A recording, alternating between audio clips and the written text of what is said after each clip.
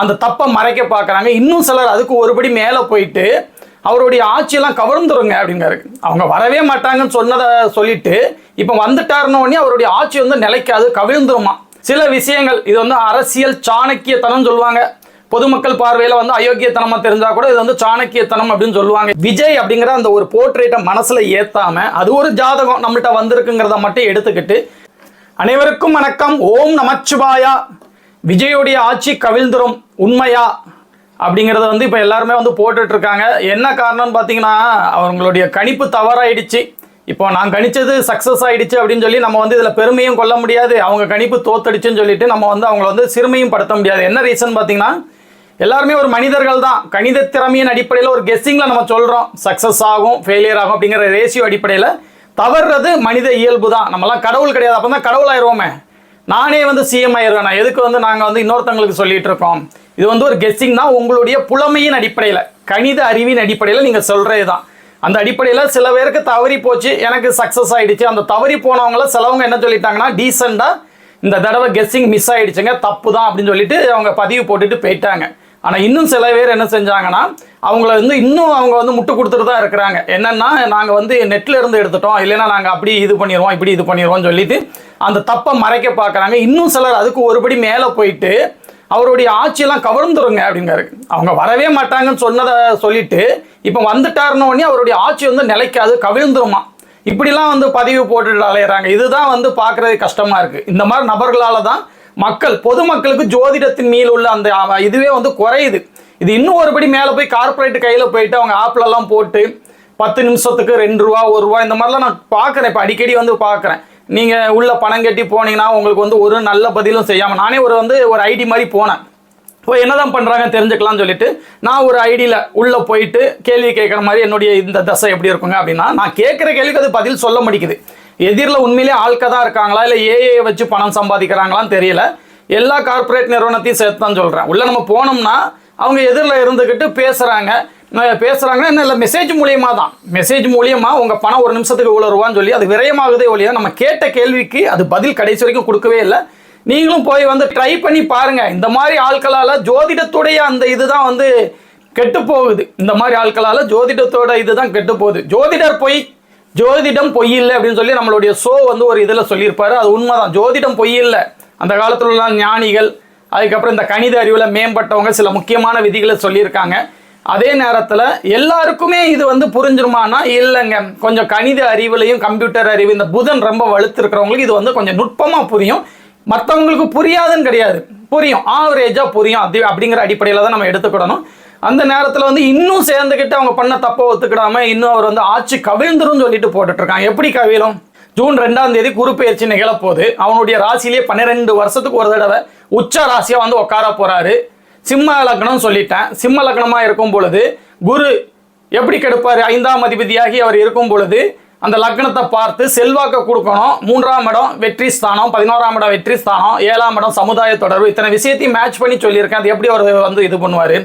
சுக்கிர திசையில் குரு புத்தியில் சனி அந்தாரம் தொடங்கும் பொழுது நான் சொல்லியிருக்கேன், இதுக்கு முந்தின வீடியோவில் பேசியிருப்பேன் நினைக்கிறேன்.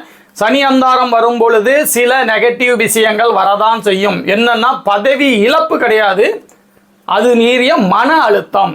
என்னடா இவங்க பேருவாங்களோ நம்மளை விட்டு அவங்கள பேருவாங்களோ அப்படிங்கிற மன அழுத்தமும், சுக்கிர திசையில் சனி புத்தியே நடக்கும் பொழுது எதிர்கட்சியுடைய அந்த இது சும்மா உட்கார்ந்துட விட்டுருவ மாட்டாங்களா. அவர் வந்து தனிப்பன்மையில வரலை. அவருக்கு ஈக்குவலாக எதிர்கட்சியை சேர்ந்தவர்களும் 3ஆம் கட்சியை சேர்ந்தவங்களும் ஈக்குவலாக உட்காந்துருப்பாங்க. இவங்களை விட அதிகமாக உட்காந்துருப்பாங்க அவங்க 2 பேரும் சேர்ந்து. அப்போ நிம்மதியெல்லாம் வந்து எல்லாமே பண்ண விட்டுற மாட்டாங்க. எல்லா விஷயத்திலையும் தடை தாமதம், இவங்க கேரக்டரை தப்பாக இது பண்ணுறது, போர்ட்ரேட் பண்ணது. அதுக்கப்புறம் பார்த்தீங்கன்னா, ஒரு நல்லது ஒன்று நடக்கும் பொழுது 80% பேருக்கு நல்லதாகும், ஒரு 20% பேருக்கு தீமையாக தாங்க அது முடியும். அப்போ அந்த 20% பேரையும் தேர்ந்தெடுக்கிறது, அப்படி தீமையாகவே முடியாட்டினா கூட இவங்களாம் ரெடி பண்ணுறது, இந்த மாதிரி சில விஷயங்கள். இது வந்து அரசியல் சாணக்கியத்தனம் சொல்லுவாங்க. பொதுமக்கள் பார்வையில் வந்து அயோக்கியத்தனமாக தெரிஞ்சால் கூட இது வந்து சாணக்கியத்தனம் அப்படின்னு சொல்லுவாங்க. எதிரில் உட்கார விட மாட்டாங்க. ஏன்னா அவங்க இத்தனை வருஷம் இருந்துட்டு திடீர்னு ஒரு ஆள் அப்படி உட்காரதுல டார்ச்சர்கள் வரும்னு வேணா எடுத்துக்கலாமா ஒழிய பதவி இழப்பு கண்டிப்பாக இல்லை. முழுமையாக 5 வருஷம் ஆட்சி பண்ண தான் போகிறாரு. அடுத்து வந்து வரப்போறாருங்கிறத நான் வீடியோவில் சொல்லியிருக்கேன். அதுவும் நடக்க தான் போகுது. ஆனால் இதோடைய உண்மைத்தன்மையை நம்ம ஜோதிட ரீதியாக தான் அணுகணும். விஜய் எனக்கு பிடிக்கும், பிடிக்காது அப்படிங்கிறத தாண்டி அவருடைய சுய ஜாதக அடிப்படையில் தான் நம்ம வந்து அணுகணும். அதுக்கு வந்து விஜயுடைய ஜாதகத்தை பார்க்குற அளவுக்கு நான் ஒன்றும் பெரிய ஆளானா கிடையாதுங்க. நம்மளுடைய ஆதித்ய குருஜி அவர்கிட்ட வந்து பார்க்க வந்திருக்குது. அவர் வந்து அதை வெளிப்படையாக மாணவர்களுடைய அந்த லெசனுக்காண்டி அவர் வெளிப்படுத்தினால தெரிஞ்சுது. அப்போ என்னுடைய அனுபவத்தின் காரணமாக அவர் சொல்லிக் கொடுத்த சில விஷயங்களை எடுத்துக்கிட்டு ஒரு 20 நிமிடம் கேப்பு, 51 வயசு ஆகுது, ஒரு 51 வயசுக்கு முன்னாடி விஜயை தவிர மீதி யாராவது வந்திருந்தாங்கன்னா நம்ம வந்து கேட்கக்கூடிய கேள்விகளை விஜய் அப்படிங்கிற அந்த ஒரு போர்ட்ரேட்டை மனசில் ஏற்றாமல் அது ஒரு ஜாதகம் நம்மள்கிட்ட வந்திருக்குங்கிறத மட்டும் எடுத்துக்கிட்டு நமக்கு குருஜி கொடுத்த ஞானத்தின் அடிப்படையில் எனக்கு பரம்பொருள் கொடுத்த சில விதிகள் அடிப்படையில் நான் ஒரு கெஸ்ஸிங் பண்ணி அந்த குரு சுக்கிரன் இந்த மாதிரி விஷயங்கள் பாவகங்கள் ஆதிபத்தியங்கள் இதெல்லாம் வச்சு கெஸ் பண்ணி சுபத்துவ பாவத்துவ கலப்புகள் எல்லாத்தையும் மேட்ச் பண்ணி நான் வந்து ஒரு வின் பண்ணுவார் அப்படின்னு வந்து போட்டிருந்தேன். 2026 வின் பண்ணுவார்னு எல்லாரும் மாதிரியும் வந்து ரிசல்ட் வர்றதுக்கு அந்த எக்ஸிட் போல் வந்ததுக்கு அப்புறம்லாம் போடலை.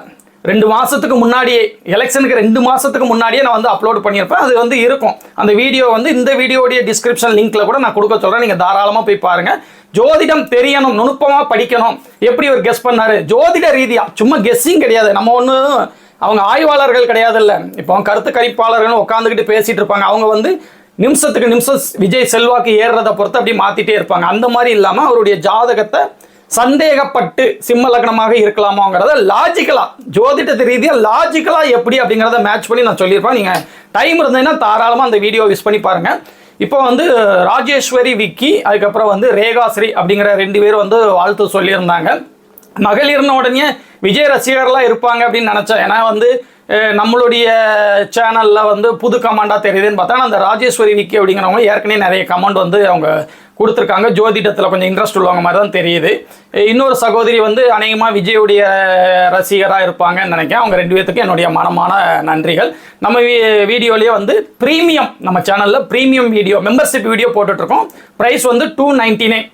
விருப்பம் உள்ளவங்க தாராளமாக போய் ஜாயின் பண்ணிக்கோங்க. அதில் வந்து வாரத்துக்கு 2 வீடியோ உங்களுக்கு உண்மை ஜாதகங்களை போட்டு எப்படி வந்து பலன் சொல்லணும், நம்ம கையில் ஒரு ஜாதகம் கிடைச்சா எப்படி பலன் சொல்லணும் அப்படிங்கிறத எனக்கு தெரிஞ்ச ஸ்டைலில் நுட்பமாக வந்து நான் சொல்லி கொடுத்துட்ருக்கேன். உங்களுக்கு ஈஸியாக புரிகிற மாதிரி நான் சொல்லி கொடுத்துட்ருக்கேன்.